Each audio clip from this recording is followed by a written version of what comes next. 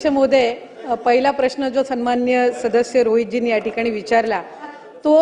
कृषी विभागाच्या नमो शेतकरी योजनेच्या संदर्भामध्ये आपण विचारला असेल। ज्या वेळेला लाडकी बहीण योजनेचा शासन निर्णय निर्गमित करण्यात आला त्यावेळेला त्या शासन निर्णयामध्येच नमूद केलेला आहे की शासनाच्या ज्या वेगवेगळ्या योजना आहेत आणि ज्याचा लाभ हा माता भगिनी किंवा लाभार्थी घेत आहेत याच्यामध्ये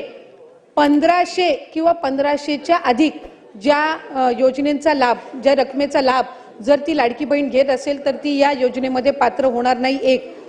नमो शेतकरी योजना जी आहे याच्यामध्ये त्या ज्या महिला आहेत, माता भगिनी आहेत, यांना 1000 रुपयाचा लाभ मिळत असतो। त्याची जी वरची 500ची कॅपिंग आहे म्हणजे ती शासन निर्णयामध्ये सुरुवातीच्या नमूद केलेली आहे की किमान 1500चा लाभ हा शासनाचा प्रत्येक लाडक्या बहिणीपर्यंत पोहोचला पाहिजे आणि त्यानुसार नमो शेतकरी योजनेच्या ज्या लाभार्थी आहेत